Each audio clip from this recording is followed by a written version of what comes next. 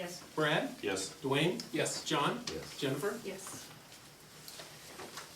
Was there any questions from the minutes from last time?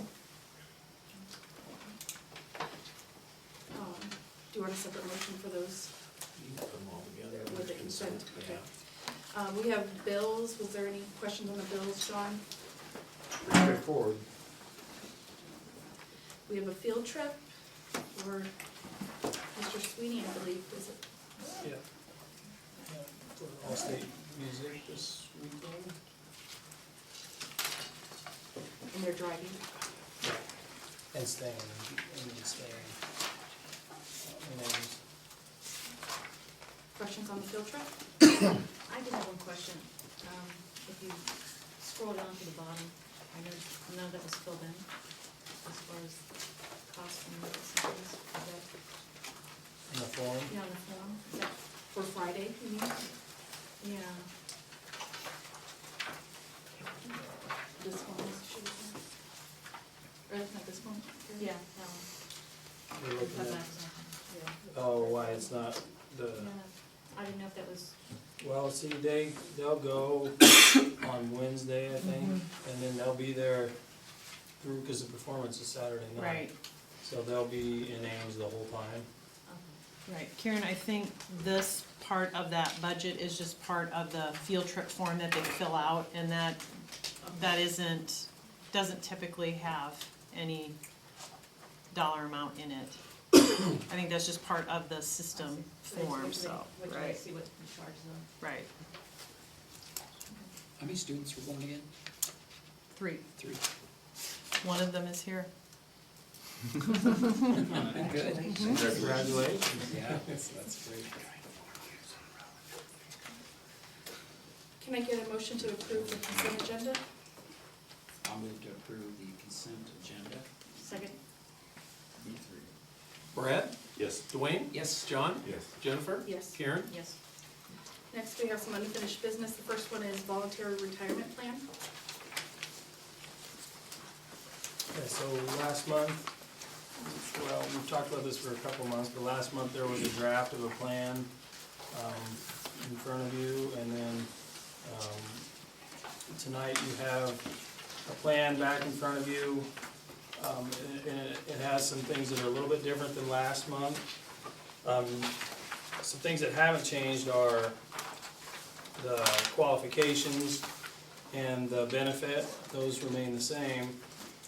But one thing that is, the big thing that's different about this plan is that it is for the next 2 years. So we're saying we would offer it this year and next year. And a couple reasons for that is, well, one of them is, I think that we are in a position in terms of resources where we can offer that. We feel confident and comfortable with that. And secondly, it does give staff the ability to look a little bit further out into the future in order to make a decision. And then the third thing is, we do have, we have teachers and we have support staff. We have staff in the business office, and their jobs and their contracts, while they're 12 months or 180 some days, some people, it does provide them a little more flexibility in terms of when they could resign and us to be able to fill that position.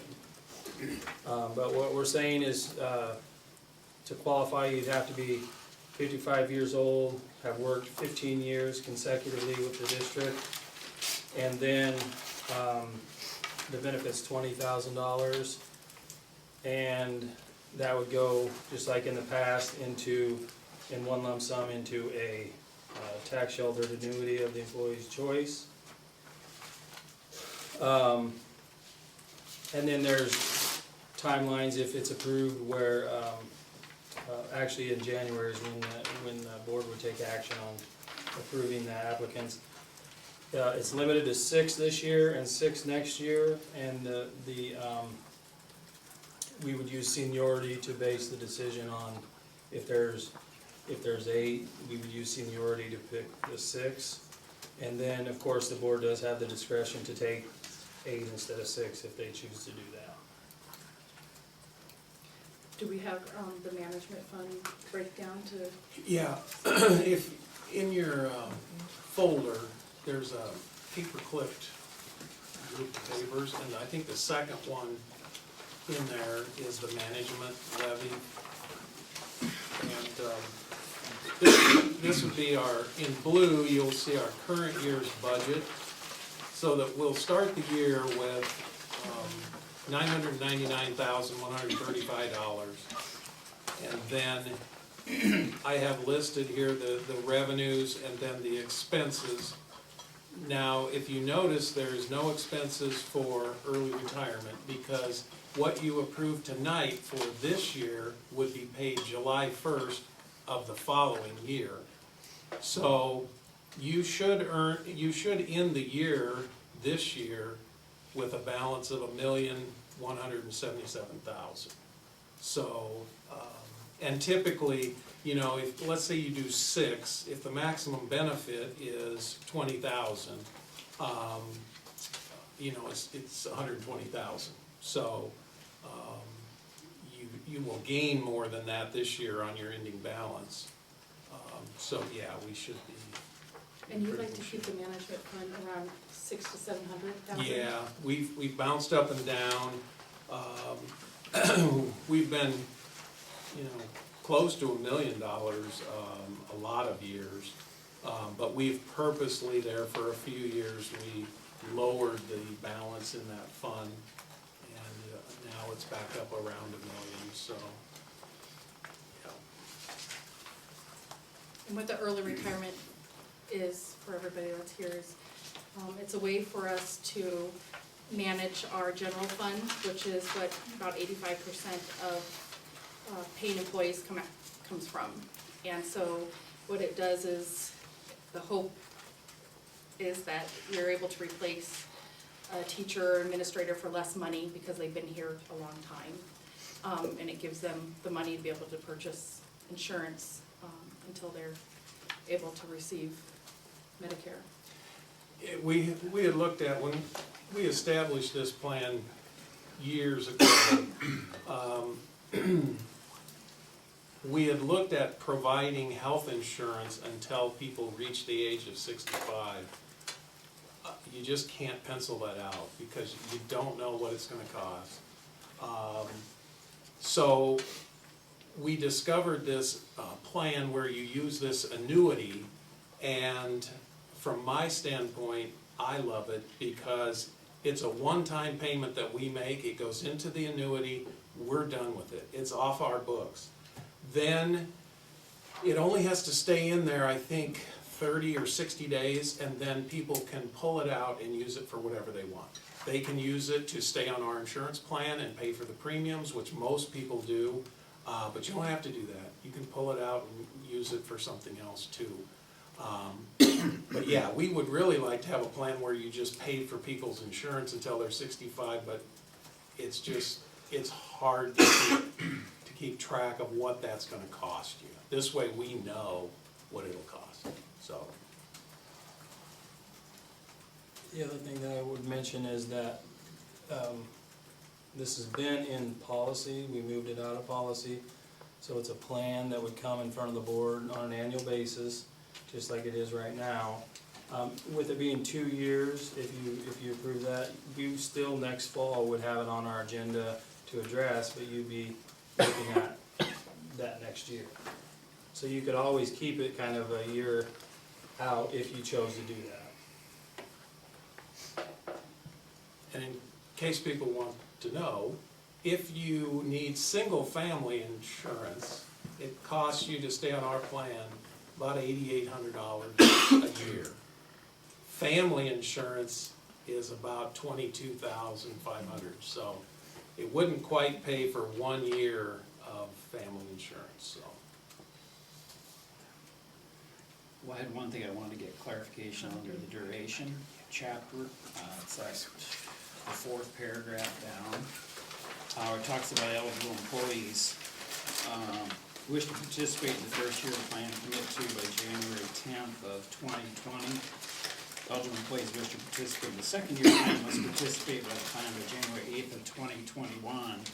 And I guess what I'm asking for, from Casey, some clarification on employees who have not committed to participate in the plan by the date set out or above shall forever lose their opportunity to do so. And, I mean, when I first read that, I was like, okay, are we saying you can never apply for retirement? And I guess I wanna reiterate, that's not what we're saying, but I want Casey to kind of explain Yeah. that language, cause when I first read it, it threw up a red flag for me. Sure, and, what we're saying is that they would lose the chance to apply for this plan specifically. So like I said before, in that year, it's something that the board would address on an annual basis, so, it doesn't mean that they couldn't, look at it again the next time it's offered. Would it be better to take out the word forever then? To make it more clear? We certainly can, Just have it, shall lose their opportunity to do so this year, or that year, if instead. you feel better, if you feel more comfortable with that, you certainly could do that. Well, the concern I had was some employee reading it, that maybe was thinking 5 years or 4 years down, feeling like, well, if I don't do it the next 2 years, then I'm out, and I don't want that portrayed to anybody.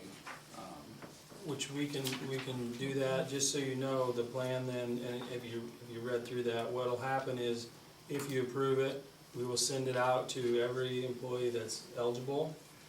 And then we will set a meeting where then I would voluntarily, people can attend in this room, and I would talk to them about the plan and make sure we go over the things that we need to go over, which could include that. But, you know, I think we could remove that word forever if we want to. I think that's fine. Just to say that, like, by the date set forth, shall lose their opportunity to do so. Something, Gary, is okay to amend that, and then remove it tonight?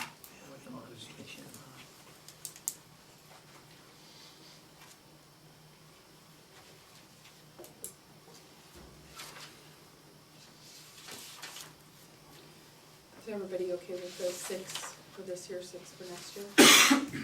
Nice, that's a good number, you can always increase it. Yeah. Do you want to beat that, Casey, 6 every year? Oh, yeah. We have around 30 that meet the qualifications this year. That doesn't mean, you could meet our qualifications but not be IBRS eligible. So, I mean, people have their own decisions to make. And then in the next year, there would be 4 more that would be eligible.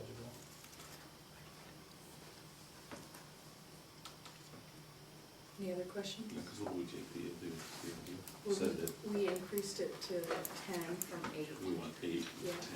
10. So can I get a motion to approve the plan with the 2 years and taking out the word forever? Is that what you want, Dwayne? Yeah, if everybody else is agreeable with Is that. everybody okay with that? I just don't want somebody in the district to misread that and not. I think I either do it now or never. Mhm. Yeah, I don't want anybody feeling, Should you add this year, though? I mean, it looks kind of strange to just take out forever. I would just put it, but the plan by the date set forth Okay. shall lose their opportunity to do so, Okay, meaning the dates that are listed here in the plan. yeah, I like that.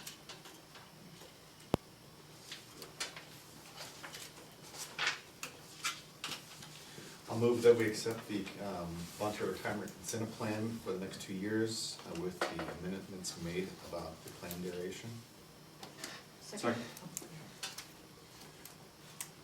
Dwayne? Yes. John? Yes. Jennifer? Yes. Karen? Yes. Brad? Yes.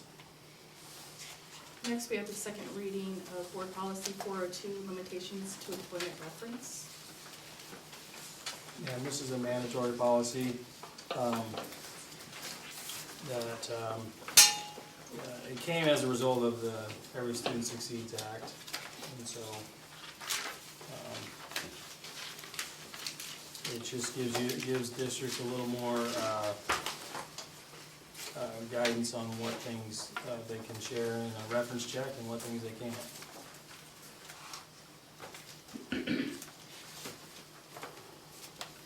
Questions on that?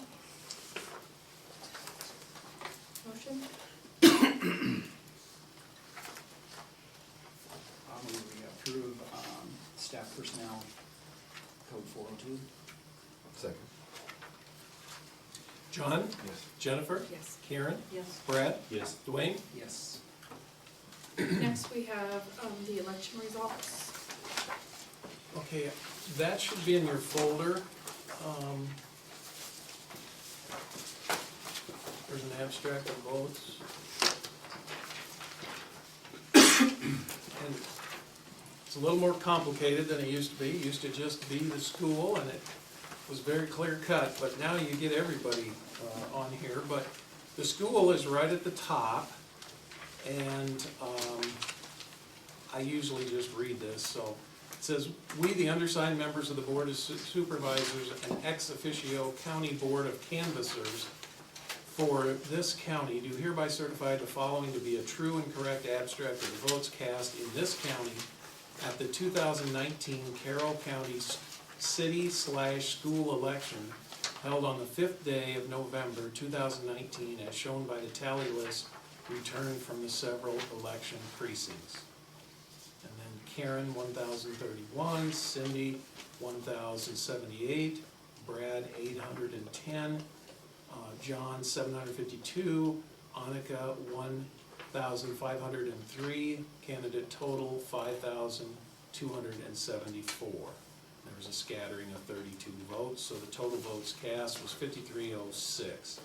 And so we therefore declare Karen, Cindy, and Annika duly elected for the office of Carroll Community School District Director for the term of 4 years. And on the second page, you can see the signatures of the Board of Supervisors. So, think we usually do a motion, Do to we do accept it? those. no, I don't think we need to, So we don't need a motion to accept that. no. And then the last thing that we have before we adjourn is we have some retiring board members, and we have plaques that aren't here yet for you guys. But I put together a sheet of, I just wanted to kind of go over the 4 years of what we've done as a board, and thank you principals for helping me gather this stuff. But it was actually really enlightening to read this because you forget everything that we've done. So for staffing, we've added teachers to kindergarten, first grade, second grade, third grade, and fifth grade to reduce class sizes the last 4 years. We've added an additional half-time nurse. We expanded Adam's counselor position to full-time. We were sharing him.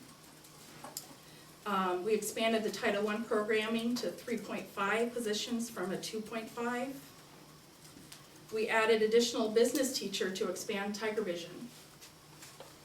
We added a half-time family consumer science. Did I get that right, Tammy? Perfect. Okay. Teacher due to the growing numbers in that program. For curriculum, we adopted and purchased a new K-5 reading series. We adopted and purchased a new reading and math series for the middle school. We approved new high school classes, performance speech, home repair, Tiger Vision writing, Carroll Flex, landscaping and floral design, and computer principles. I'm sure there's others that I forgot on That's there. all right.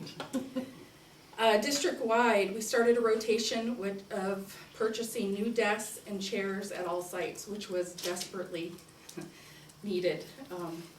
When you see, from when I was in high school, those type desks still being used. We have cameras in buses. We have the state-of-the-art stadium. We have a new location for ROAR and added an assistant for that instructor. And then we also added the Silver Cord program to the high school. So, a lot of good things. So, thank you. So, Iron privilege.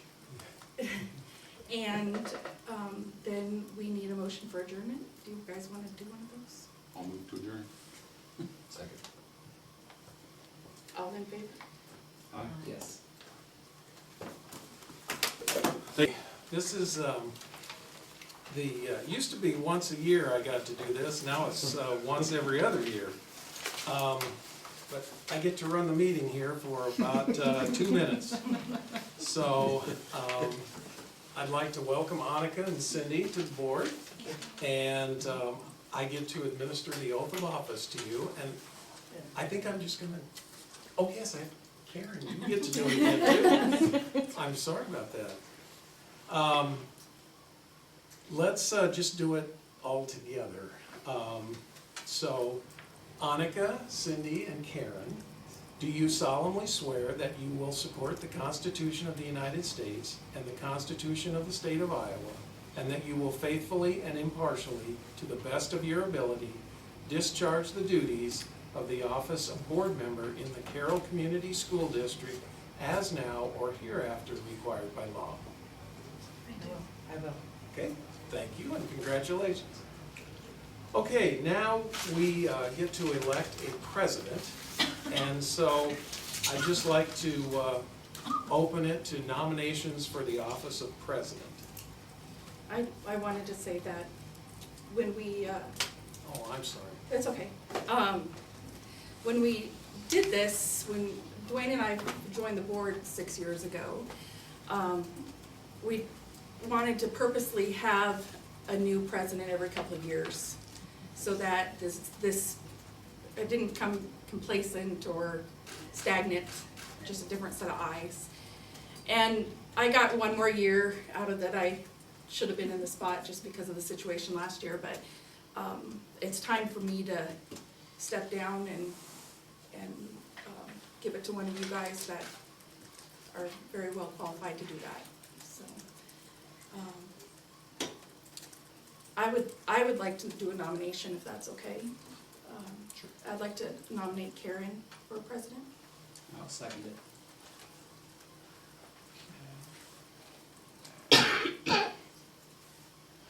Okay. Now we'll do a roll call vote on that. Annika, Yes. Cindy, Yes. Jennifer, Yes.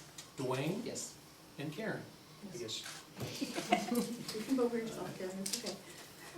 Okay, so now you get to go through this again, Karen. Karen, do you solemnly swear that you will support the Constitution of the United States and the Constitution of the State of Iowa, and that you will faithfully and impartially, to the best of your ability, discharge the duties of the office of board president in the Carroll Community School District as now or hereafter required by law? I will. Okay, congratulations, and I'm gonna turn the meeting over to you, and not a moment too soon. Do you want to have her move so she's closer to you? You could, it doesn't make Yeah. any difference. Let's do that.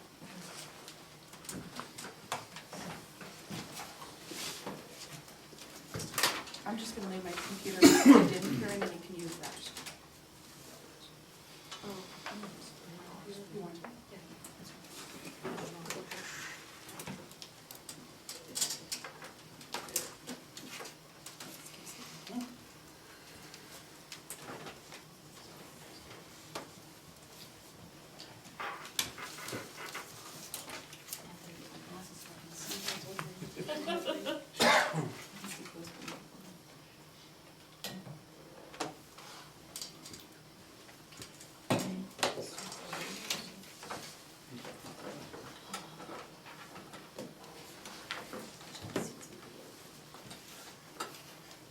Get it? There. There we Okay. go.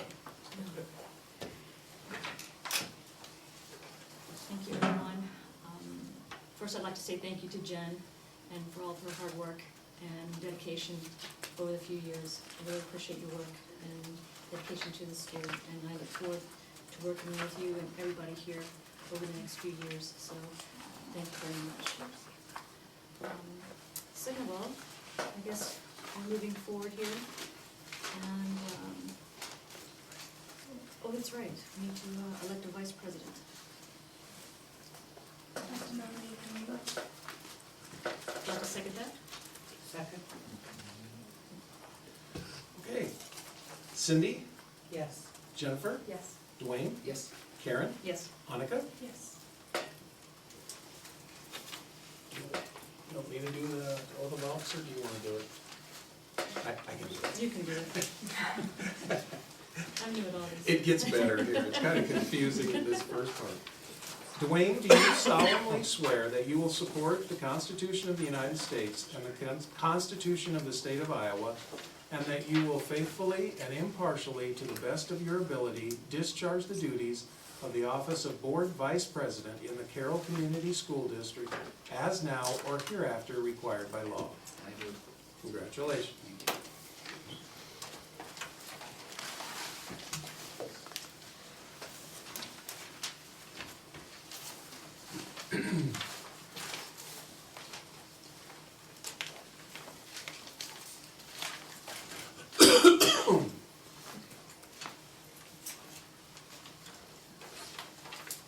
So, we're gonna start with establishing a regular meeting schedule for 2019 and 2020. We've been typically meeting on Monday evenings, 5:30. It doesn't have to be that day, that time, so we can discuss that if anybody has a conflict with the time. But otherwise, Mondays at 5:30, third Monday. Work for everybody? Yes. Okay. So.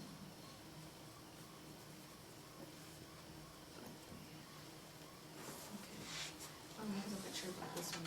Yeah, so that, where you see it, it says agenda structure, that's on there because we do use a consent agenda. And so I think, they've just kind of put that on there to make sure everybody's okay with continuing to use that. Really what we do is we can put some things there like minutes and well, the stuff you've seen on here that are, and we can do it all in one motion. And then if there's ever anything in there that somebody feels they wanna not have in there, you know, you can, at the table, pull that out, so.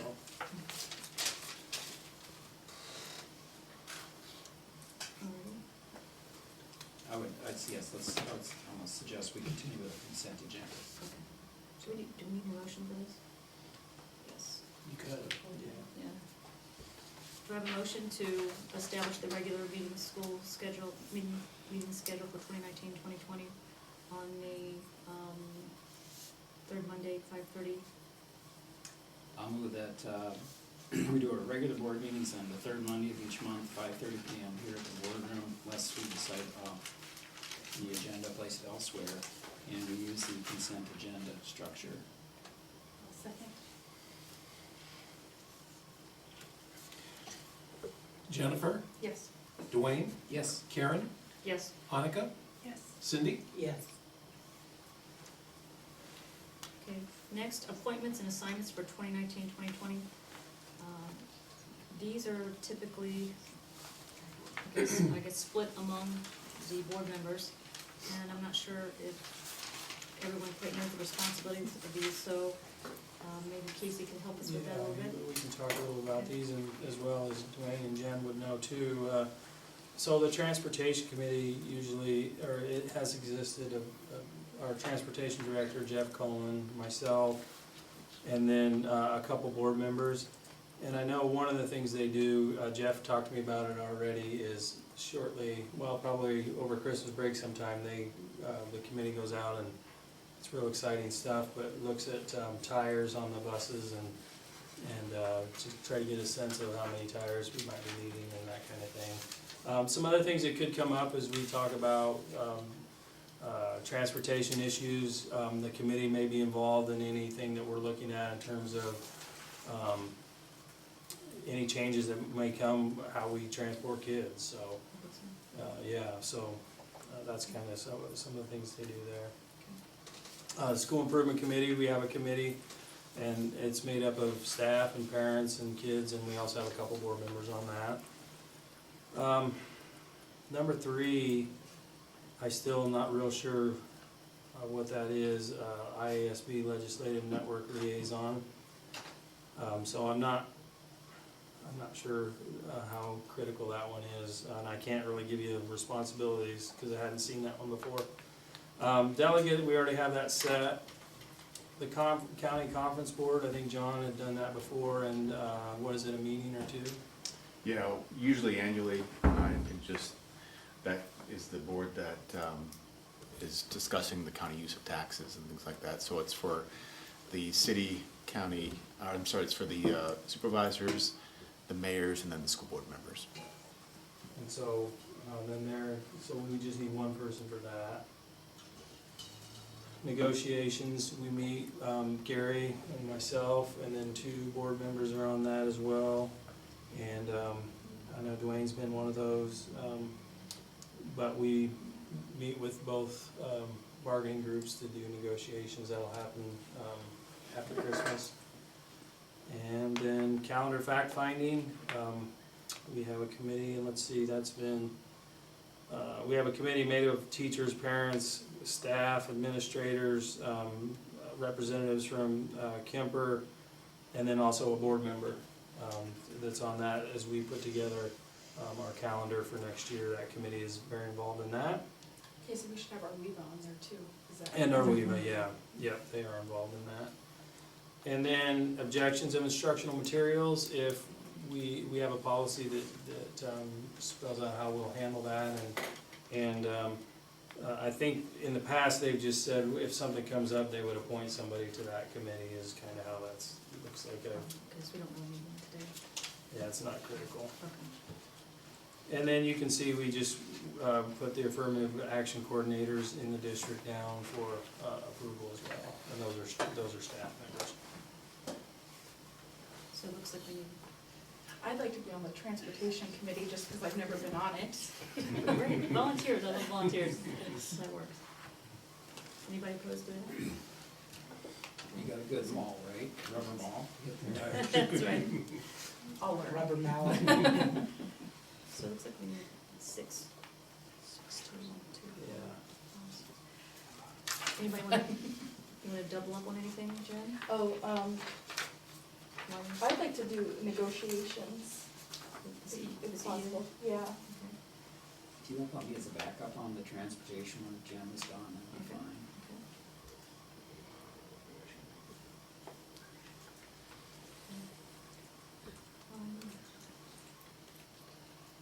One thing with the negotiations with quarterly, we're kind of in meeting. I know there's one coming up December 4th, I think. that We're was working the- on that date, yeah. Right there, there's other, that's more the focus, I call it the focus group for the teachers to come forward with any comments. It's really just a listening session, but there's those in addition to the once a year kind of getting into the actual negotiations, but I've done it for 6 years, yeah. You want, somebody else wants to step in, that's fine.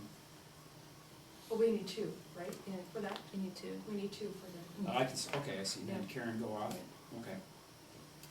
No, I don't, no, you mean the legislative one up on the top there, you Oh, mean the on- IS, you mean the IA? On the CEA and CS, Yeah. okay, I'm sorry, yeah. Are you volunteering for that one, the CEA? Yeah, I can be on that as well. Okay, okay. Yeah, Okay.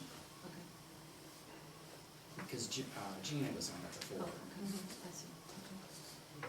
I'm still with you on the ISB though. The I'll be delegates on alternative, that. I'll be the alternative one. Yes.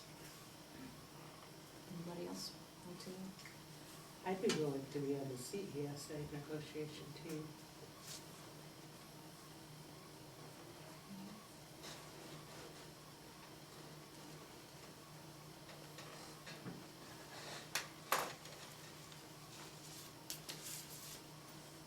Give me my calendar. Would you like to? That'd be a good match, I'll go with it. Making sure we get feedback from. How often does that meet? Just a couple times, like, we'll meet once and then give the information and then they go and, talk to people out in the community, get feedback, and then we meet again to talk about it. Super. And then it goes to the executive committee, is that what it's called? Yeah, Tracy? yeah, I think so. Yep. That's the principals from each school and superintendent.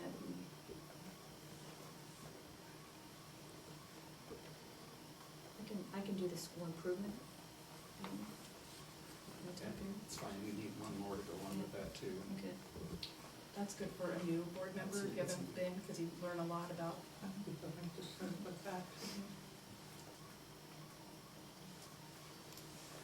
doing well. I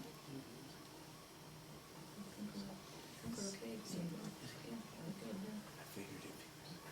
The county, County the next conference county, board. yeah. County conference board, anybody? That's okay. That's something we only have to fill, isn't it? Don't they meet in the middle of the day too usually, John? Noon sometimes, yeah. Yeah, that would be a tough one. Anybody want to go on the county conference board? Is it just once or twice a year? In the past, there's been the one, and sometimes there's been a follow-up meeting if there has to be any kind of actions taken, but they're usually within a few weeks of each other, and then that's pretty much it for the year.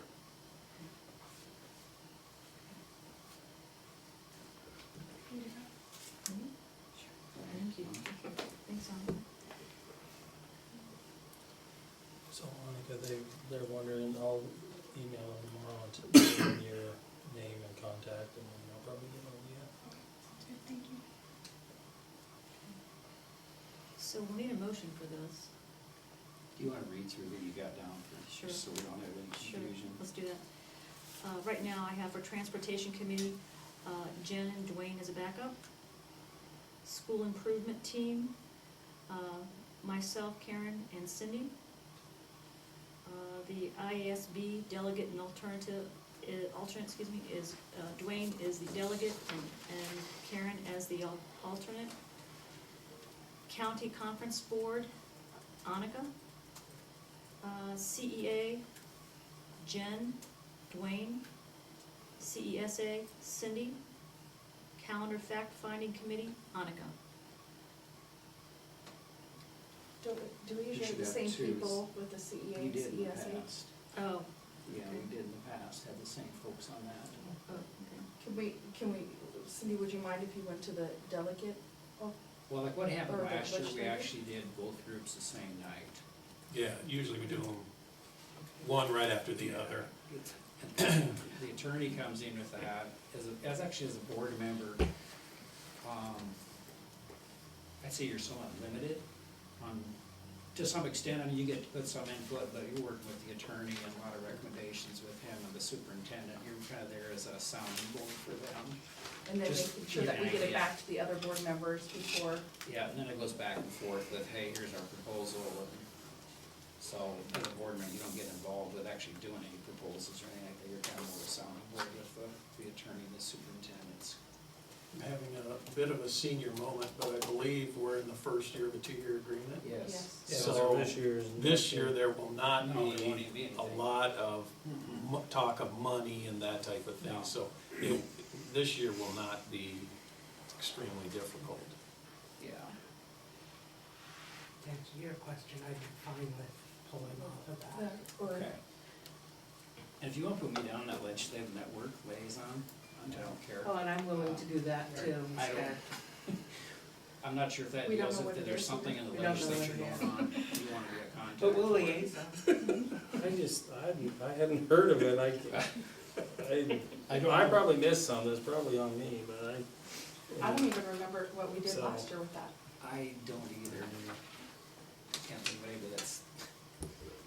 So Dwayne, you were doing that, or Cindy was doing that? The If legislative? Cindy wants to liaison, that's fine. Okay. She's just down on the school improvement only, Okay. so that's fine.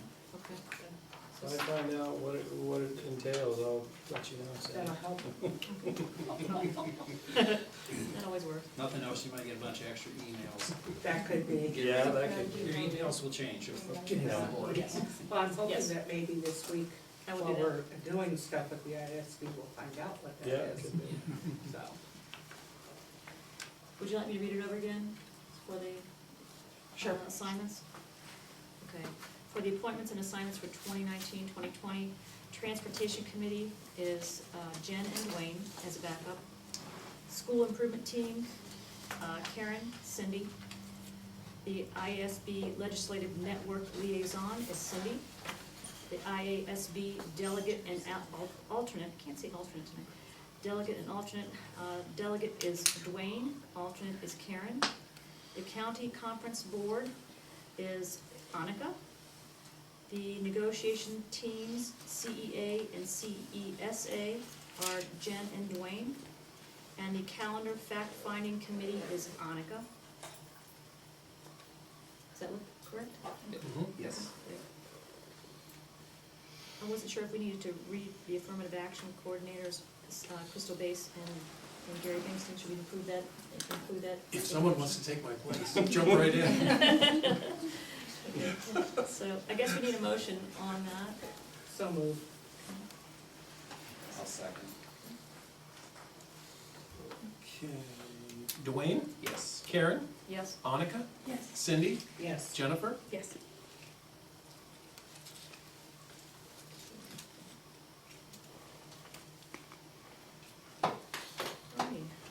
Moving into the public forum, if there's anyone here that wants to, present?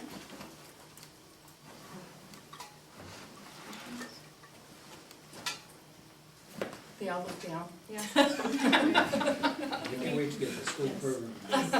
Okay, They want to find out what other websites. all right. I'm hoping my teachers are out in the hallway. School improvement report. These kids will come out and help me look. Come back. Got a lot of help.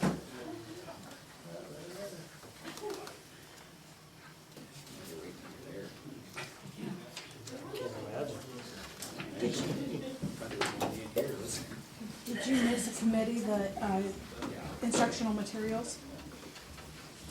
That's to be determined, so Yeah. if something comes up, then we'll name somebody. Point later if we do. Hanging out.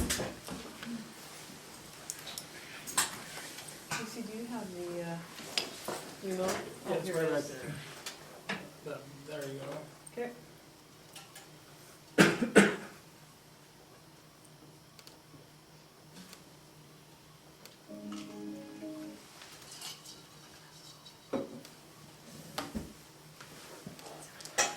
Are you ready for us?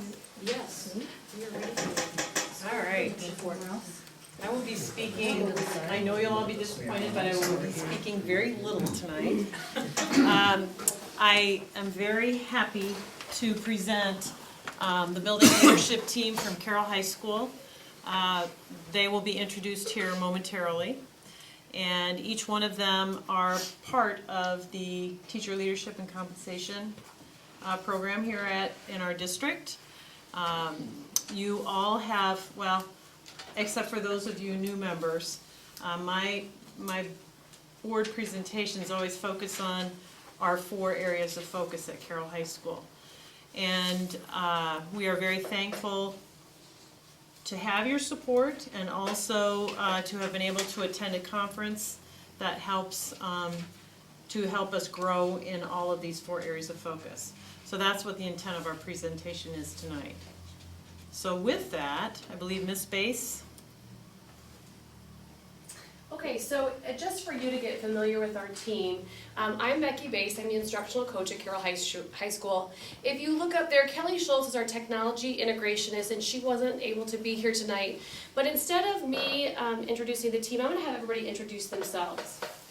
Hi, I'm Erin Comstock. I am the at-risk teacher at the high school. And as far as the building leadership team goes, I am in charge of climate and culture at the high school. Tim Hughes, teach biology at the high school.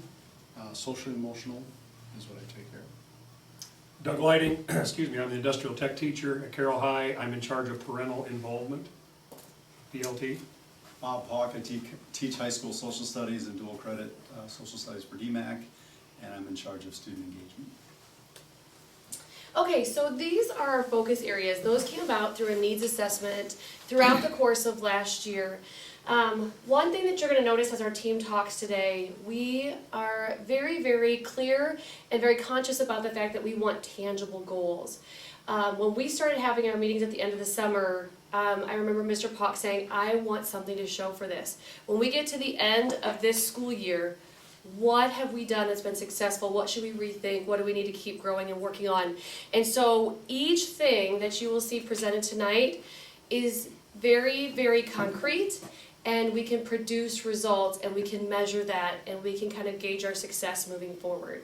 So I'm going to go ahead and actually have you go to the next slide, Mrs. McKenzie.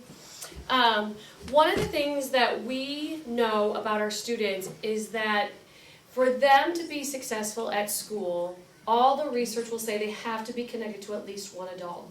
We hope more than that, but at least one is a game changer literally for our students.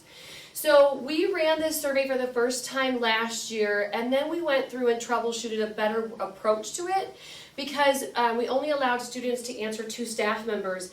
And the good problem that we had is that many students were saying, well, what if we can note more than 2? We opened up our survey this year, and students could check as many people that they felt connected to as possible. At our last in-service day, our teachers were able to go through the results. Each teacher gets their results independently and privately as a sense of reflection for them. But to the staff, we identified 4 students who had not identified someone they felt connected to at Carroll High. And actually, we were able to troubleshoot that in our building. We realized that some of those students were brand new to the district. They had not had that transition time.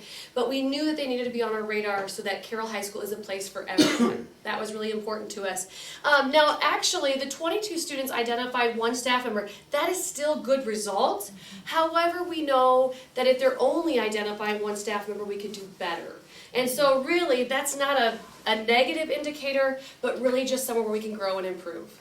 So that is something that we ran at the end of first quarter, giving our students a chance to get adjusted and settled into the school year. We'll run it again in the spring and see how our results compare at that time. Okay, I'm going to talk a little bit about our guidance team, which goes right along with what Ms. Bass was talking about with those students, those 4 students that did not identify anyone. Our guidance counselors have met at least 5 times already with all of the new students to Carroll High School. One would think and assume that if a student comes from another Iowa school, that with the Iowa core curriculum, that they would just transition right into our school. Every school is different.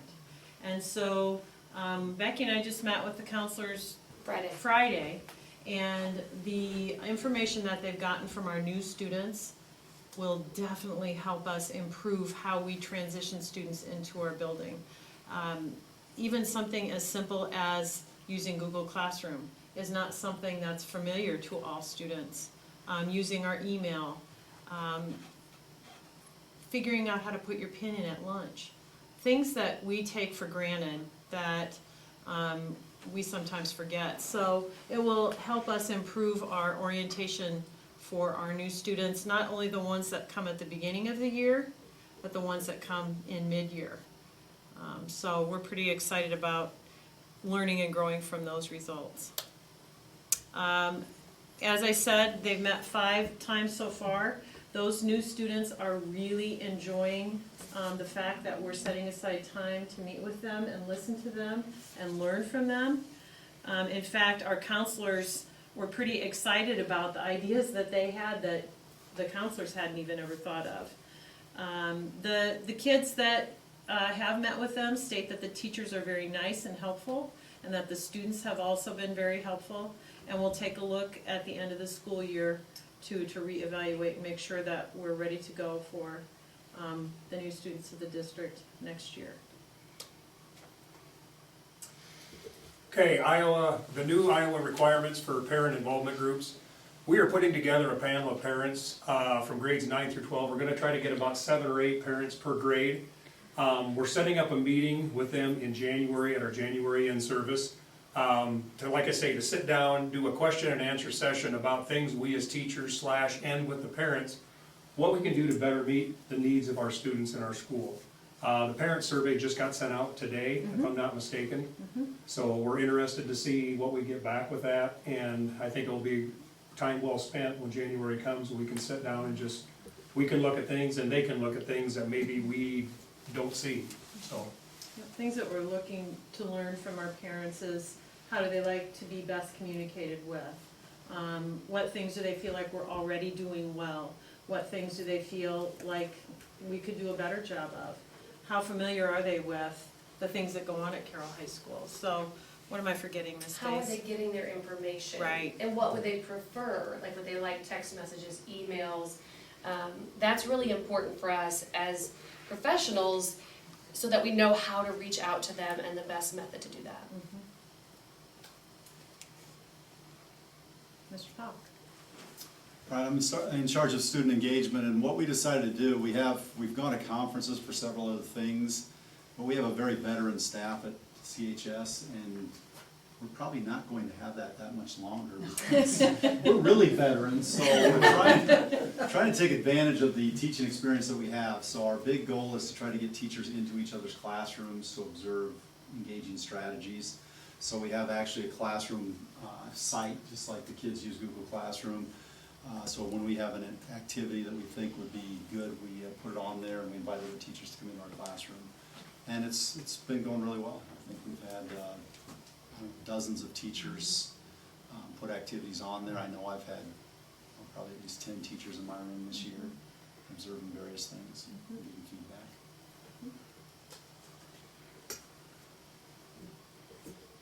Did you want to speak to that, or did you want me to? This is kind of a continuation of what Mr. Pock was saying.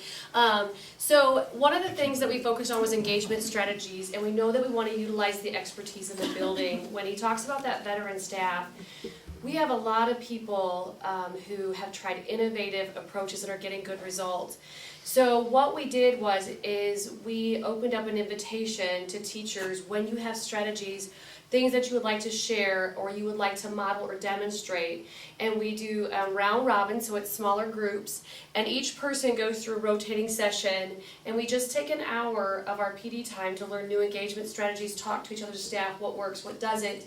And you can see some of the things that we focused on. Kelly Schultz, being our technology integrationist, does a really good job of bringing us new technology or how to better utilize the technology that's already existing. Spanish department does a lot of interactive games, they did that. Scott Durkos has an interactive physics lesson. All of this comes back to that student-centered engagement strategies in our classrooms. Natasha Adams opened up AEA resources. They have a lot of new tools for us. English department is trying to create consistency with writing standards across the curriculum. And then you can see another example from Kelly Schultz. So it's really kind of a broad range. It meets the needs of our building at the time, and we're utilizing the experts that we already have in-house. Sort of a movement that we decided to use since our professional, excuse me, our professional development are full days now. And so you have to be creative about how you transition into different activities. And this has been a really successful way that we work in our afternoon. Dr. Burlaw came out last November 4th and was in on one of the English sessions, and it's really neat to see how those teachers work together in those smaller groups, so that's been a very good move. I'm in charge of climate and culture, and reality is that a lot of times it gets pushed together into one concept, when it is two distinct concepts. When you walk into a building, a business, a school for us, what is that initial feeling that you get when you're in there? We all have those very instinctual perceptions of what's going on. That's going to be your climate, but then your culture goes a little bit deeper is, what is your operating procedures? This is how we do business inside our school. Everything that we've done so far this year goes back and reflects, this is what we're doing. This is my 4th year in this district, and it's probably been the most positive year so far.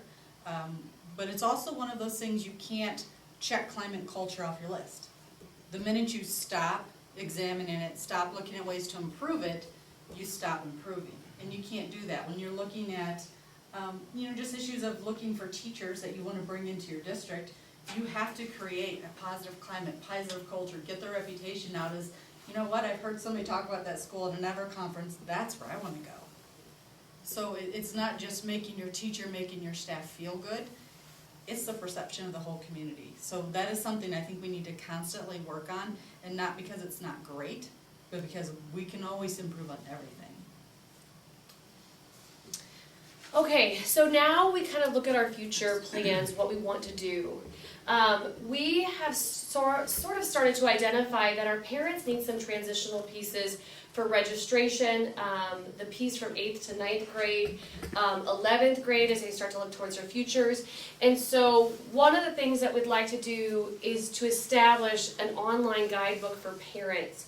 All the instructions, the tools, the things that they have questions on, as we keep getting survey results back and we talk to these parents, we'll build that, what they would like to see, and we can add an online guidebook onto our website. The parent survey is ongoing. we will definitely keep working on that. January 15th, we'll have the parent panels. And after that time, we'll take those results and come back to the table as a team and decide what we want to do with those results and how we move forward. And then the last thing is revising our parent-teacher conferences. Traditionally, you can look statewide, high school parent-teacher conferences tends to be a lower turnout. By that point, many families are divided between buildings, they can get access to their students' grades online, or they might email a teacher directly. And so we want to do a better job of improving our relationship with parents and getting them into our building so that they have some ownership there. So one of the things that we just did this last fall is we opened up with an AmeriCorps volunteer through a local grant called the LCAN grant, and she helped our students fill out the financial aid form, and she worked with our guidance department. We actually have started to look at resources to educate local parents on what they should look for with vaping and juuling. Some of those things just for calendar year, they might not be able to book them until next year. DMAC is constantly opening up opportunities, and we know that our parents aren't always aware of all the different routes they can take or the new programs. Those are changing every year, and so we want to go ahead and bring some more sessions in-house where DMAC is willing to come to us. They're very good to us, they're very open with us. They will come to us and meet with our parents so that our parents are well educated and can help their children make decisions moving forward. And then we're actually looking at a new 8th, 9th grade transition piece. In the afternoon of our service day this spring, we would like to send some student groups from the high school over to talk about activities, things that students could look into, programs or classes that they might want to take.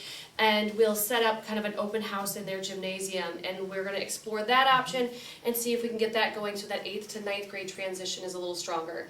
So we got a lot of things that we're constantly working on, but the one thing I will say about working with this team is that every time they meet, it's action steps, and we're constantly moving forward. They don't sit still, they hold each other accountable, and by the end of this school year, we should be able to concretely gauge our results and hopefully continue that improvement, that it's just always ongoing.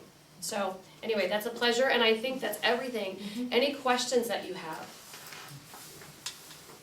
Are a lot of your meetings when you get together, are you doing those on professional development days? No, they're at 6:50 in the mornings on the first Tuesday? Thursday? Wednesday. Wednesday. I change every year. You just, Tammy, you mentioned something about professional development on all days. Right. And I guess I wanna maybe just throw this out. Mhm. I know, cause that was a big change this year. Right. And it's always a struggle on half days, full days, and not to divert off of this, cause I really appreciate seeing what you're doing. But how has that impacted even what you're doing here? Does it improve that? Or? I will tell you that especially after our last full day, I had more teachers come up and thank me for such a fabulous day and how they felt during that day. There's a difference between being there and that's your focus, and going through 2/3 of a school day, stopping, shifting gears, and then doing work. And so I think that has been a pleasant surprise for this, but it takes very careful crafting of your day in order to make a full day meaningful, because it's exhausting.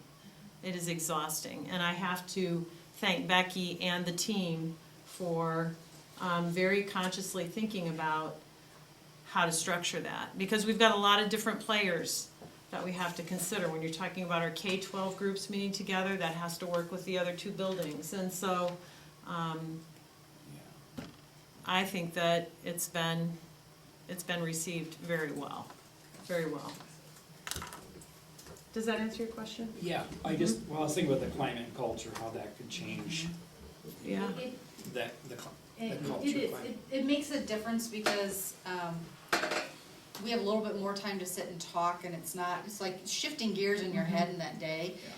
For me, and I know it's for everybody else, is when we had the 1 or 2 hour dismissals, just because we were out, we still have kids that wanna come in the room. And so then you're torn of, okay, I know they've gotta get this done, but my head's gotta be in the library right now, I have to go and do this. So that's really difficult, and kids, I think, are absolutely more productive. They're not, it's not that, well, Wednesday we're not doing anything, which was never true, but in their mindset, they kinda came in thinking, oh, it's Wednesday, it's nothing big's gonna happen. And we don't have that anymore. I don't think You there's a know, high school teacher or very many students who would want to go back to early. Yeah. Well, actually, students who want the early hours. Really But as far as getting something done in the Yes. classroom, Yeah. it's not Big even difference, close. yes. It's not even. And the reason, Sue and Jerry, feel free to chime in, but I know it's a little harder at those levels. So we constantly struggle with how do we balance this all out? And, I think it's working great for us. Good. I think it gets you to, you really are planful because you have a day. You don't wanna waste any time during that day, because you know you might not meet. In December, we're having a speaker at the Carrollton on that day, so it's like, oh, we don't get our December day, but we're gonna do some social emotional.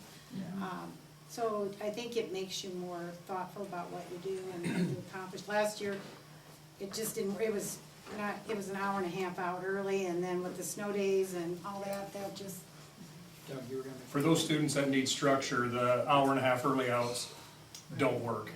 It totally throws a curveball at them, and then you're playing catch up. Lasted into Thursday. It doesn't, yeah. So honestly, the full day in services are wonderful.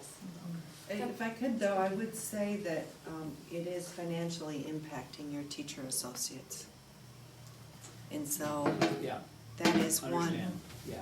I mean, you're already, these are the people who help us make our job worthwhile, and these are the people that can reach those, when you talk about those students being engaged, oftentimes it's those adults that they get that one-on-one time that is just incredibly valuable. And so now you've put them at even a bigger disadvantage.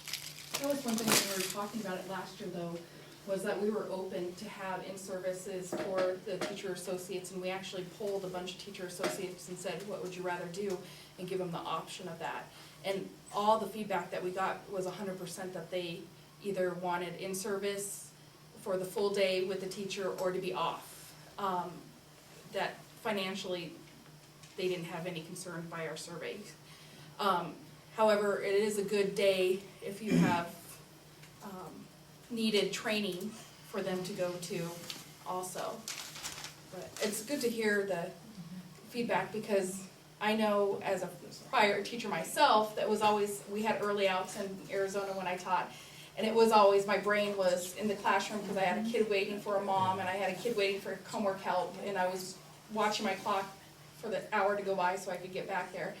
But then I know that there was a lot of conflict with that, so it's nice to hear. I appreciate you guys giving us your feedback. I have a question. What about the parents? Have you had any feedback from parents as far as they enjoy not having the early outs or no, nothing? No, I think, it affords them a longer weekend if they needed to make family trips or whatever, they have a Monday.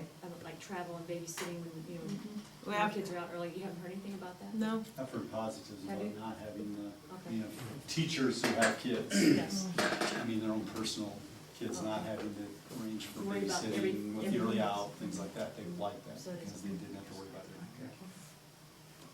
I've heard some positives from other parents too, of just being able to make doctor's appointments on those days, and getting, especially orthodontists, when you have an hour to get all those kids in. But real positive that then they don't have to pull them out for doctor's appointments, because they just make them for that day too.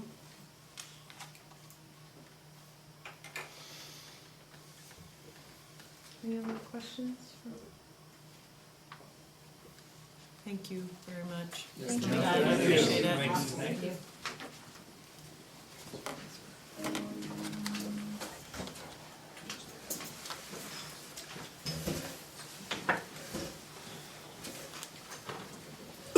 Okay, Carroll Middle School.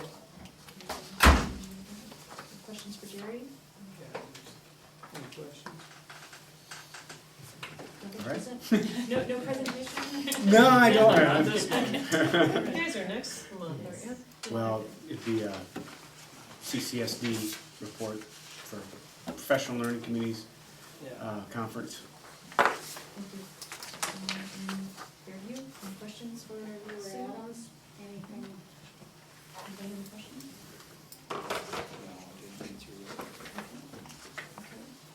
Moving on, personnel reports. Updated one in your folder, I believe.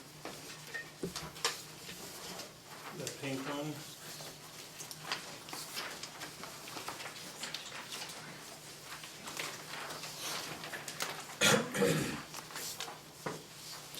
So we had one resignation from Al Stearns, who was a custodian at the Carroll High School.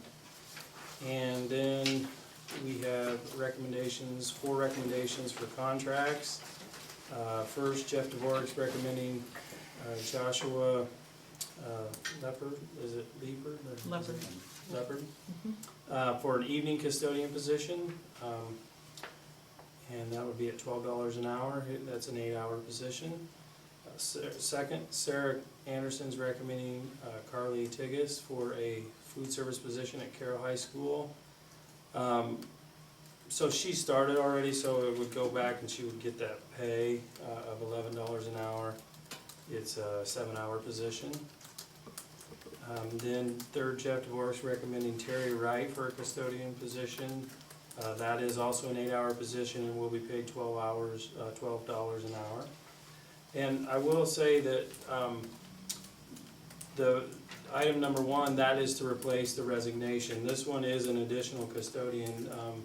I think that the custodial staff, there's been some positions that due to not being able to find candidates, they hadn't been able to fill them in the past. And so this one is the item number 3 for Terry Wright is to get us closer back to where we were in terms of custodial staffing. And then item 4, Jeff Cullen's recommending Jim Van Hove as our mail and ag student shuttle bus during the middle of the day or during the day in between his regular route. That's a 4-hour position at $12.28 an hour. And then you see 2 volunteers there. We do we approve our volunteers. And so we do a background check, and any volunteers that would be, neither one of these are, but yeah, one of them is a coaching volunteer. They do have to have their, they have to be a certified coach to be able to be a volunteer coach. So the nurse would only be here during periods when there's screenings? Yeah, so like if they do, like I was in the middle school and they were doing vision screening, or they do some different health screenings throughout the year, and then she would come and help with those. I motion to approve the employment. I'll move we approve the resignation and recommendations and volunteers. Oh, I'm sorry, Jen. I wasn't listening, was I? Gotta speak up I'm thinking you're asking for the motion. I'll second it. Okay. Okay. Karen? Yes. Annika? Yes. Cindy? Yes. Jennifer? Yes. Dwayne? Yes. Okay, administrative report. Board policies here. Yeah, We have a lot. yeah, we have several board policies there in the orange in your folder or your packet. This is the fun stuff. Yeah.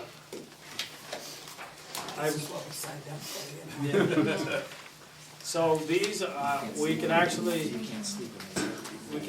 make these kind of straightforward. I don't generally go through each of them individually, but we do have all the revisions are either struck through, bolded.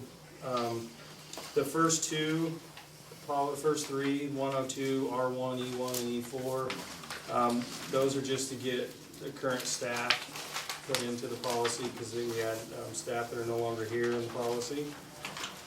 And then the 200 series, 201 through 245.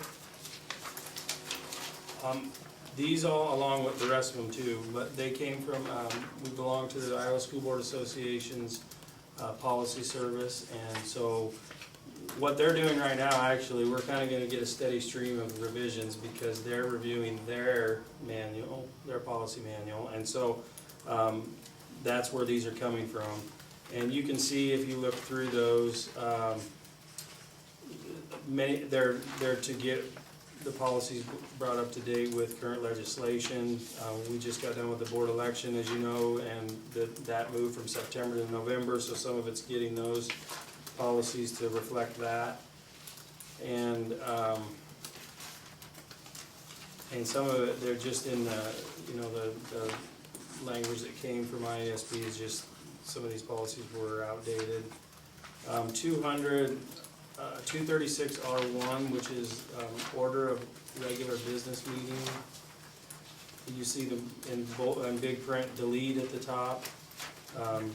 They're saying remove that from your policy, and so we're recommending that we do that.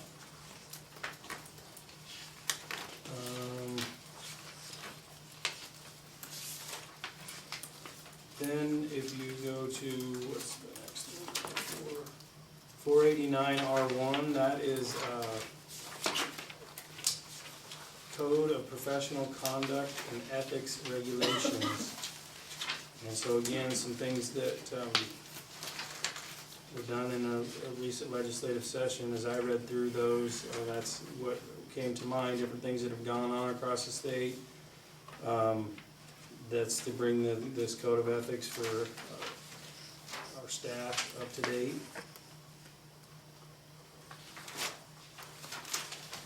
And then the last three are new. Parent and family engagement.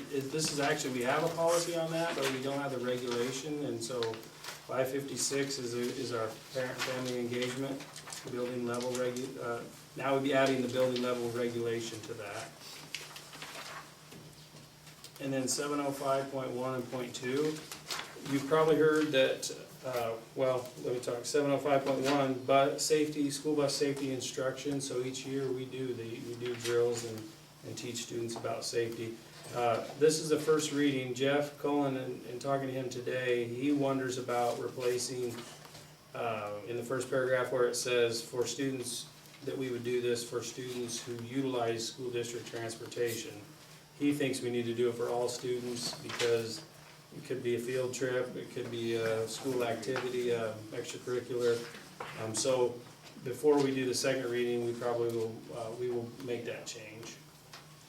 But this basically says that we'll do those, we do them twice a year, we document it. And then 705.2, you probably heard that school buses are gonna be coming equipped with seatbelts in the near future. We don't currently have seatbelts with, buses with seatbelts, but when we do, this policy says that we will use the seatbelts, they're required. And that anybody riding it, if the bus is moving, you gotta have them on. And so there could be some more things that come to this one when we get our buses, when we get buses with seatbelts, but for right now, we're just adopting this policy as it is.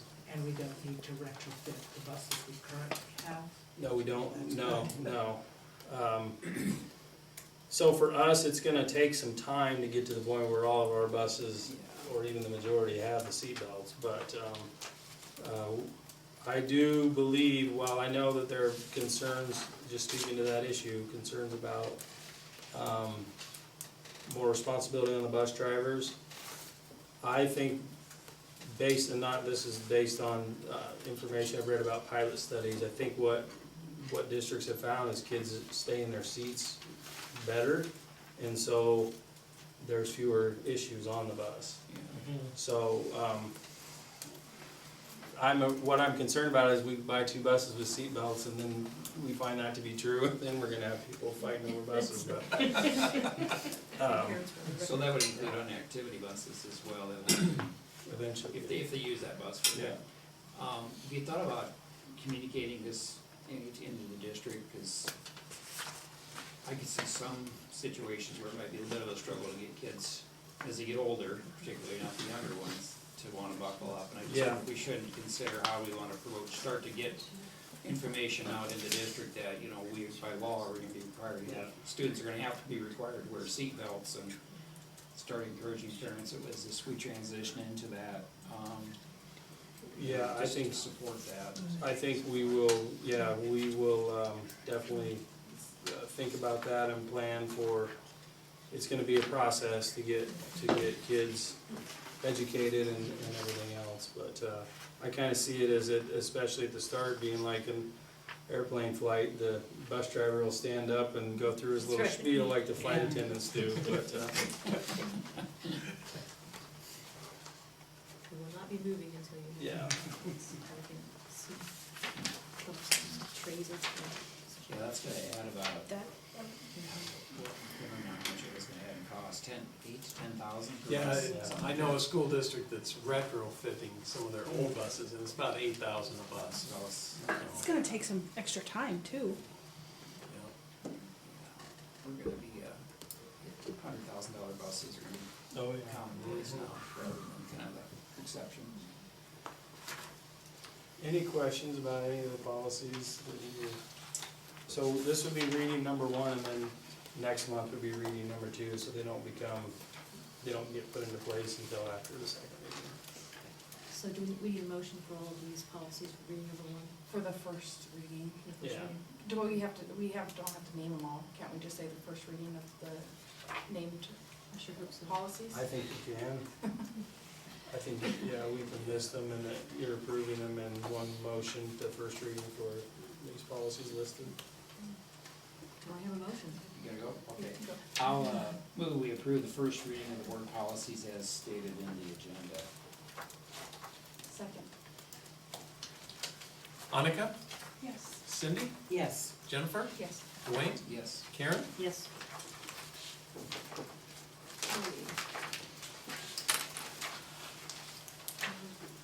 Revised job descriptions. Yeah. We have 3 job descriptions in front of you tonight. A high school cheer sponsor and a middle school cheer sponsor. Those were both, I'm sorry, I'm waiting for you to get there, it's the The green. light green, yeah, fluorescent green. This is, we had just one job description, it just said cheerleading sponsor. And so I had Randy review that, our athletic activities director, Randy Beeson, and he felt like it would make more sense to have a high school cheer sponsor and a middle school cheer sponsor, and I agree with that. So that's what you see there. And then the salmon colored is secretary to the superintendent. And you can see the things that, some strike throughs there. So there used to be an assistant superintendent and the secretary for a while. I think it changed from time to time, but the person served both the superintendent and the assistant. Well, we don't have an assistant. And then you can see some other things that just were, the changes make it more realistic of what is currently going on with the secretary position, who is Mary Cohors.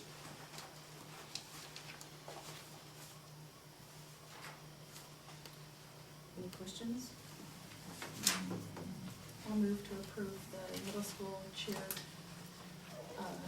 cheer sponsor, high school cheer sponsor, and superintendent secretary job description.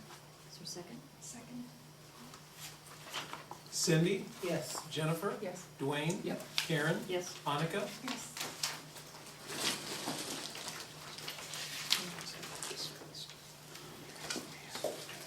Would the principals like to, lead this project? Sue probably likes to No, stay. I don't know, I'll wait and see what everybody else does, I kinda wanna stay, but I don't wanna make them feel bad. Thank you. Thank you. Thank you.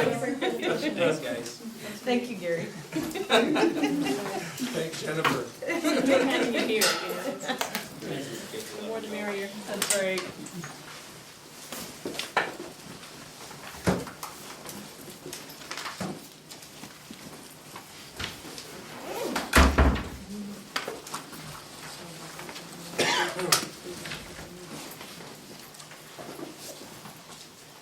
On to the business office report.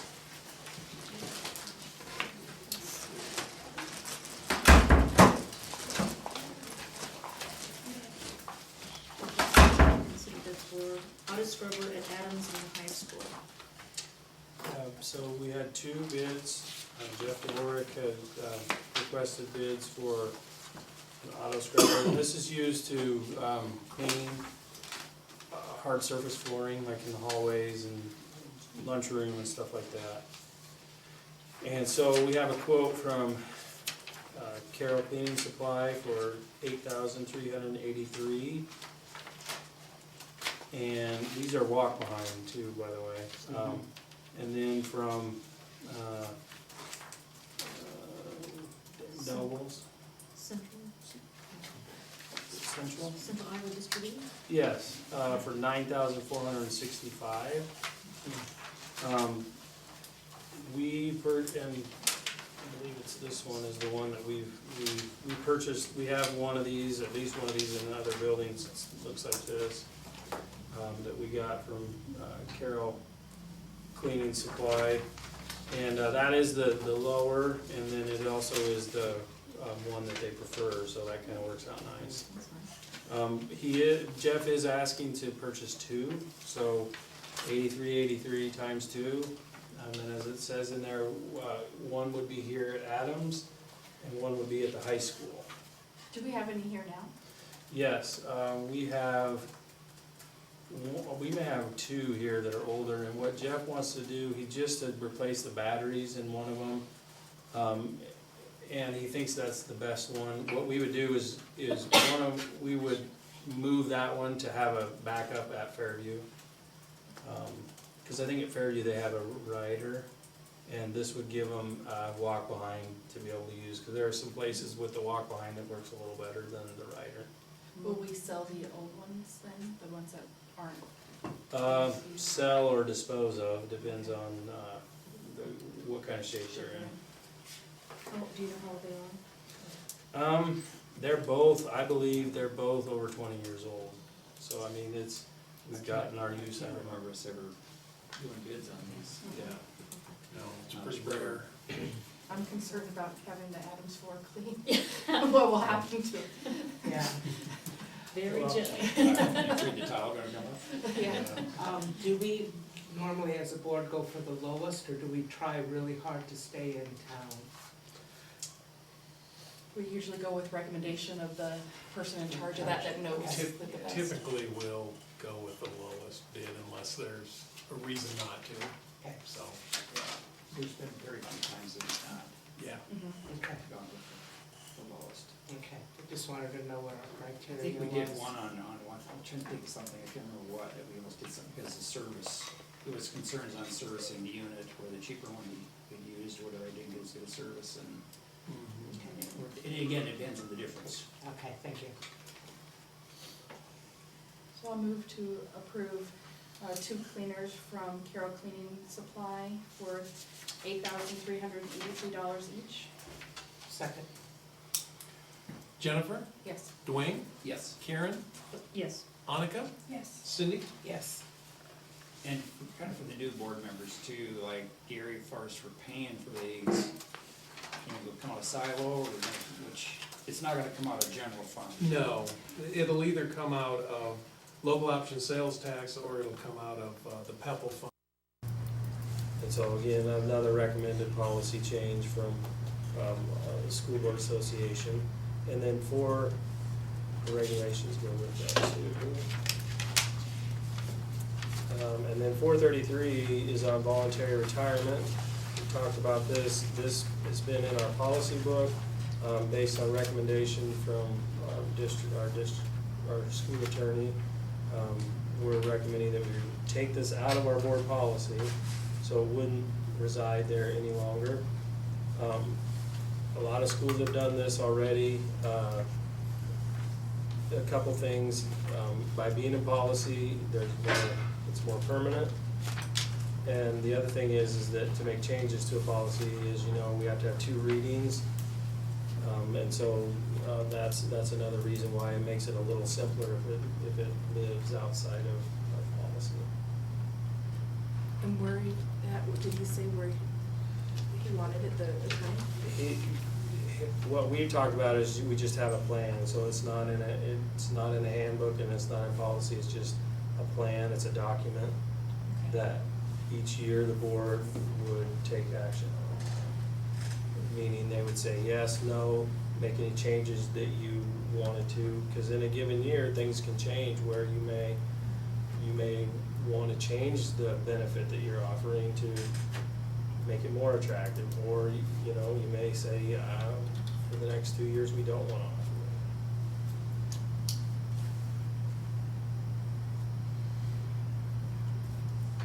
questions on that? Deposited in there till we use it. It's also driven a little bit by, you can see at the bottom of the first page, Iowa Schools Joint Investment Trust. That's a state program that we can use to invest our funds in. It's totally liquid. They tend to have pretty high interest rate, and a couple of these banks will match that rate, and so we will use them as well. But you know, this has already been approved by the board. You will see this again probably next July, so you'll get a chance to take a look at it then. There's no motion? No motion needed, no. Thank you. Moving on to the lease agreement with the Carroll High School Booster Club for concessions. Yeah, that's in folder two.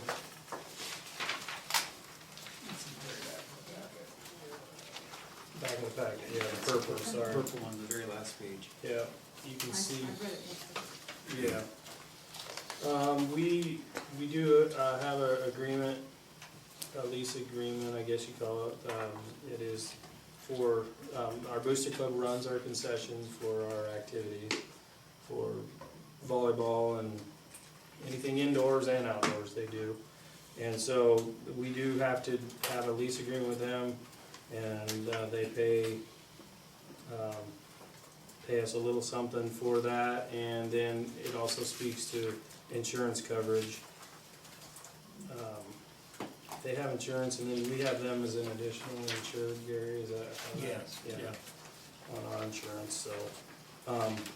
And their Booster Club, our Booster Club is their own 501c3, so they use their own tax exempt number and all that for their ordering, but it's time for us to renew and approve that lease again. We need to update the date on that, on this lease. Yeah, I think I might have just taken what I had in there. Yeah, it does have the old, Yeah. oh, where it says August 1 to 19. Well, it says that the maid had entered this 31st day of July. Yeah, maybe it should Is that have we been, wouldn't, but- wouldn't actually release Yeah. it, or we just not Yeah. approved in time? Yeah. Okay, we're not in time, but now. So technically, we didn't get this approved in July, so we're a little bit late. Well, we're in transition then too, so. Yep, So it should be July 2020? Or are we gonna change it to that, or are we gonna retrograde it? No, we need to approve this, like. Yeah, I think we can like just- for the fall, just change it. the use of it through the fall. Yeah. We just did, we went through for sports. Has this amount changed over the last few years, do you know? We were only supposed to, our auditors told us it about 3 years ago, and it stayed consistent after those 3 years. That's when the auditors made us charge rent to them. Right, Gary? Yes, yes. The auditor said we have to charge rent to them, even though that the money they raise comes back to the school. But we do have to charge them rent, so that was brought up, yeah, like Jen said, about 2 or 3 years ago. So I move to approve the concession stand lease for the Carroll Booster Club. Second. Dwayne, Yes. Karen, Yes. Annika, Yes. Cindy, Yes. Jennifer? Yes.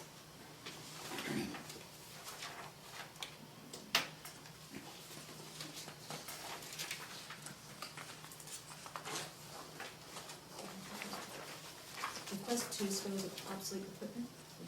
yeah, that's me. That's you. I'll talk about that. We have a policy on disposing of obsolete equipment since we purchase equipment with taxpayer money. We can't always just give it to somebody who asked for it or anything like that. So I have 3 items that I'm asking permission to dispose of tonight, and one of them, well, the first one is, in December, we should get we ordered 2 Suburbans a few months ago. We should get those in December, and what we want to do is get rid of 2 vans that we have. A 2004 Chevy Venture van, and then a 2002 Ford E150 van. And what we will do is put a, advertisement out, and people can submit bids that will then come in December for the board to approve. So, and then there's two other items that what we're gonna try to do with these is post them online. We put notice out that they're posted and with a price, and see if we can get rid of them that way. The first item is, we have a mower that attaches to a tractor that's, we don't use anymore, it's just setting out by our bus barn, and so we wanna get rid of that. And then, we have a set of some lockers that came out of Fairview Elementary. We put new lockers in there, and we wanna get rid of those. And so what we would do there is put notice out that they're advertised, like on Facebook Marketplace or something like that, and then people could, we can try to get rid of them that way. Schools are finding that they're having this, success doing it that way, so we'll give it a shot. I think we've maybe done something like that in the past, but. So what the item is in front of you is just to give us permission to do that. I guess we'll need a motion to allow for the. I'll move that, we, move forward to the disposal of obsolete equipment, which includes 2 vans, a pole behind mower, and some old lockers. A second? Karen, Yes. Annika, Yes. Cindy, Yes. Jennifer, Yes. Dwayne? Yes. Hey Gary, where does the funds, on the sale and stuff like that, what fund does that go back into? Goes back into the general fund. Oh, Yep. okay, buy it So- out of that, Yeah, didn't know that. well, there's been a little controversial, but Yeah. that's where it's supposed to go.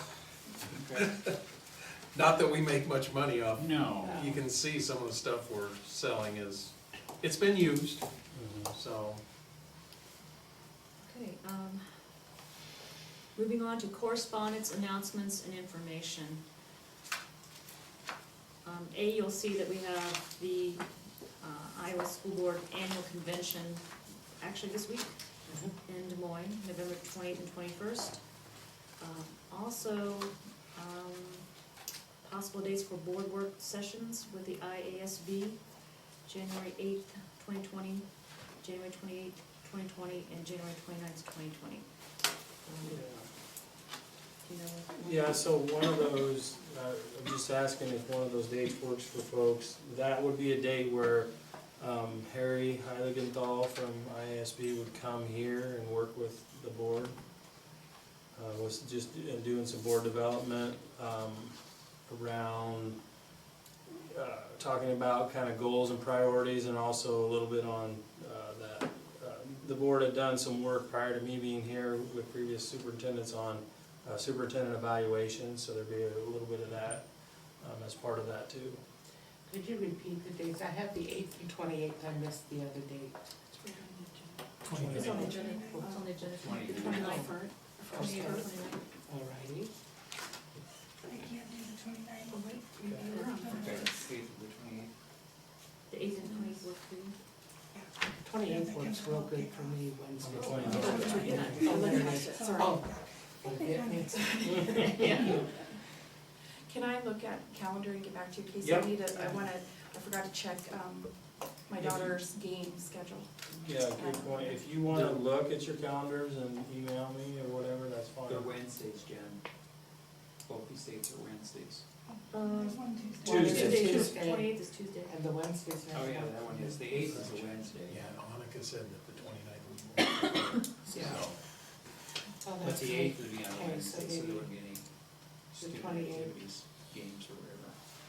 But I'm good with either day, the 28th or the 8th. My preference would be the 28th, to be honest. Yeah, because if you, service is on Wednesday, yeah. Can You can check. Yeah, You I can don't get back to me. And if none of them work, he said, let me know, and we'll work on some other dates. what about just doing it after a meeting and just having a shorter meeting? Would that be possible to do it then, so that we're not I opening can up ask another him if day? he's available. We'd be on the 20th, would be our board meeting in January. Or even starting a little early and, I can ask him.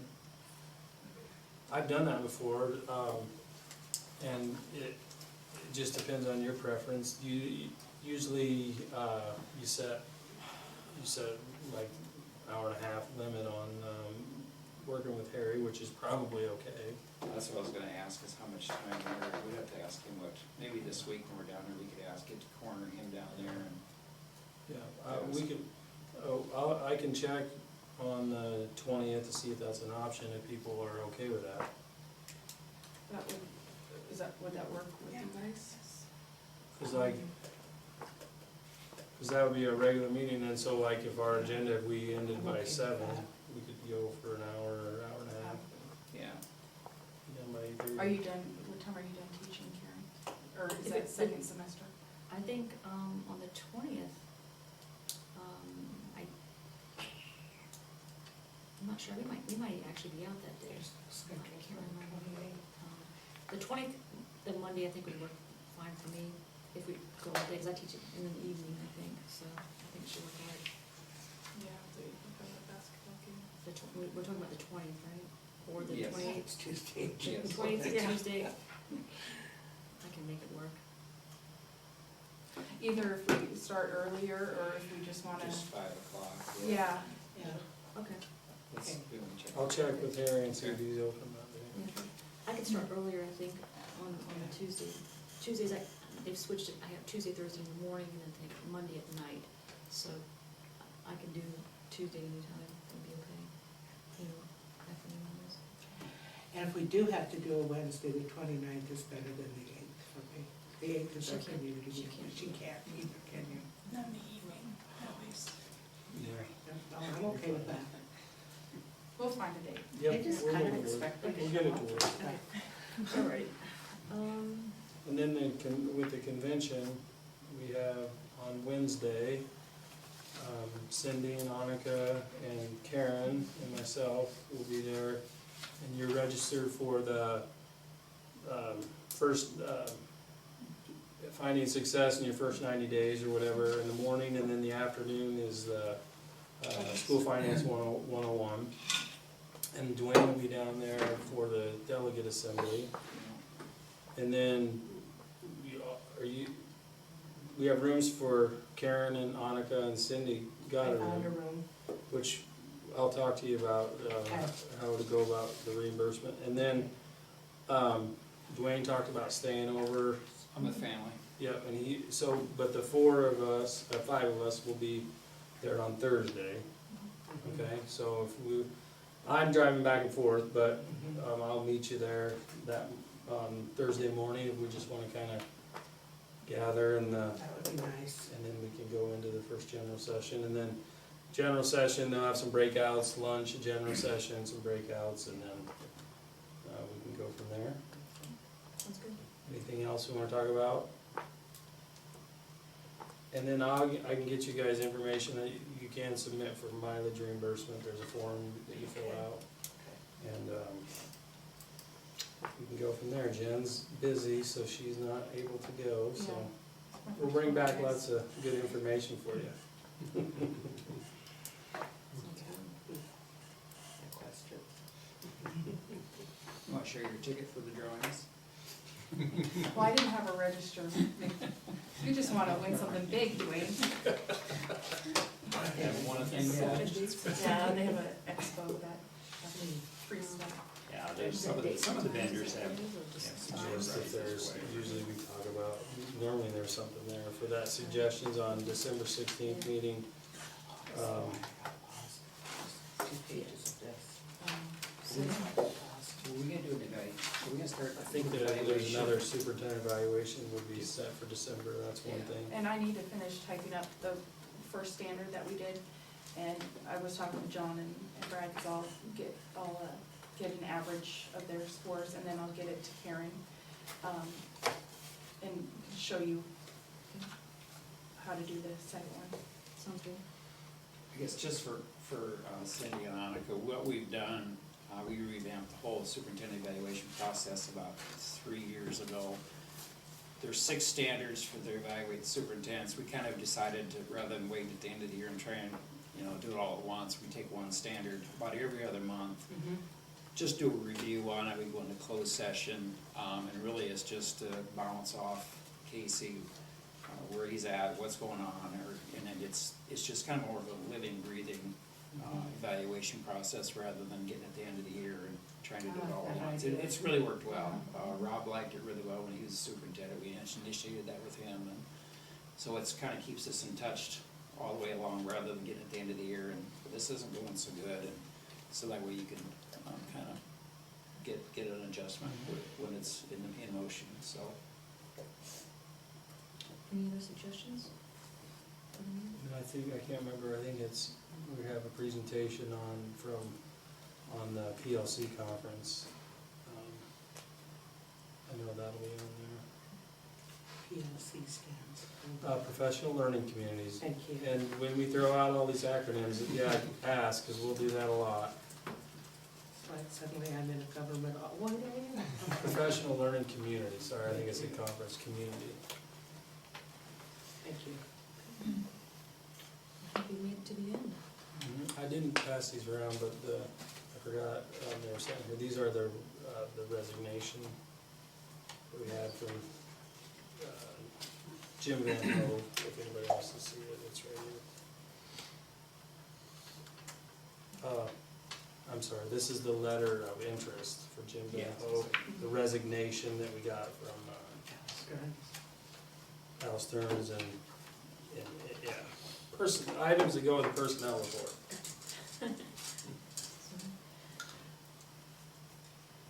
All motion for adjournment? Second. And then this can be a voice vote, you say all in favor. All in favor, say aye. Aye. Find allowable growth to cover that shortfall. And so that's what we are doing this year, and you will see the motion is in the agenda. And I have filed the application, and this is similar to the special ed deficit that you acted on last month, I believe. And so this is to cover the English language learner shortfall. It's right. I got it. Yeah, yours isn't in there.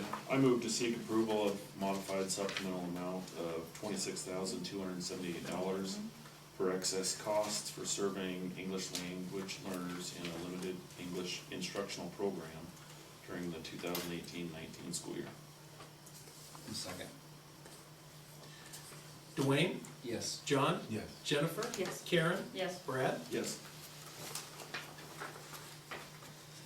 Okay. Thank you, principals. You're free to go. Yay. Next, we have the business office report. We have agreement with Iowa School Board Association to conduct a needs assessment. Every 5 years, districts are supposed to do a needs assessment. We're not quite to the 5 years, but we're close. So,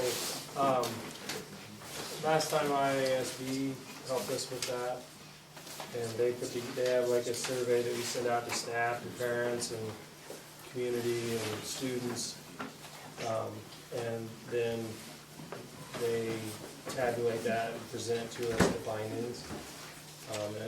It would cost us about $1,900 to conduct that with them. So it's, I've done it before, I've used them before in previous districts as well. The one nice thing here, we would be able to look and see how it compared to last time you did it, and see what differences there are in comparing, so, yeah.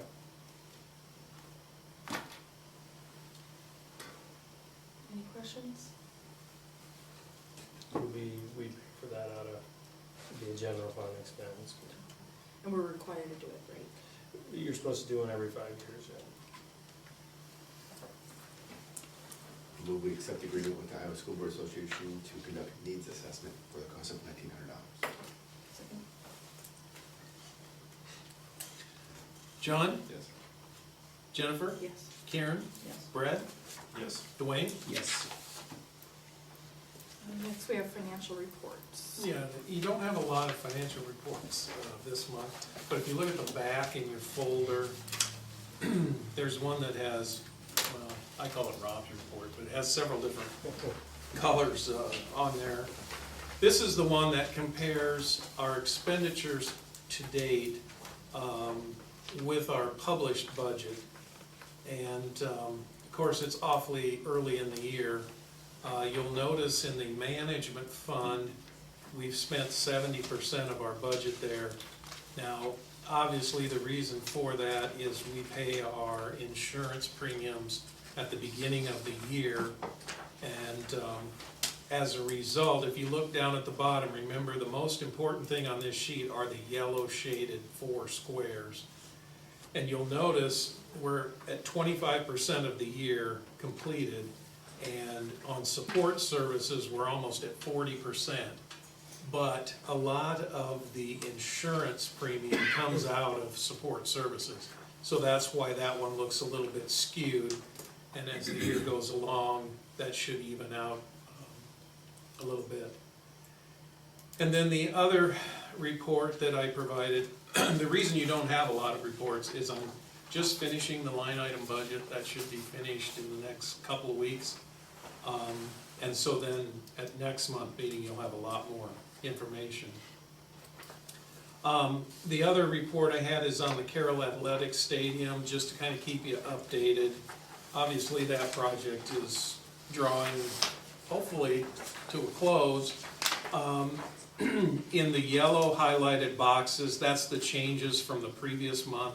You see we had a couple of interest payments. Actually, I think there's 2 months there because I didn't give you one last month because there wasn't any expenditures. And then on the next page, you can see we had 2 expenditures that were charged against the stadium this month. One of them was to Scheck's Plumbing and Heating. That involved, the district had an ice machine at the softball field. Really not used much there. And it was decided that they would like to move that to the stadium instead. I think it's so, one, it can go back and forth then. It'll go back, okay. It'll go back to the softball field during the summer, and it moves over to the football field during. So is that just for plumbing, so we don't have to Yes, keep on that's just paying the that? plumbing. Okay. Yeah, it's not an ongoing expense, it's a one-time to set up the water lines and drain for it. Sure. And then the other one, Seton Products, that was some signage that Jeff ordered.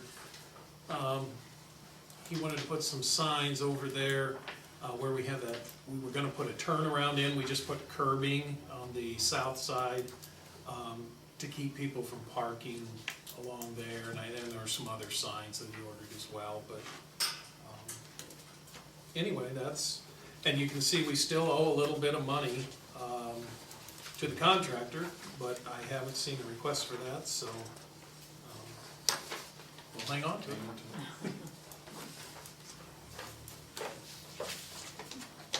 Questions? Okay. Next we have, the convention is coming up, busy November. We'll have the delegate assembly and new board, what do they call it, workshop on November 20th, and then the 21st is the annual convention where we'll go up and they have the breakout sessions for the different topics. And we'll just go up that morning, right, Kizzy? That's, yeah.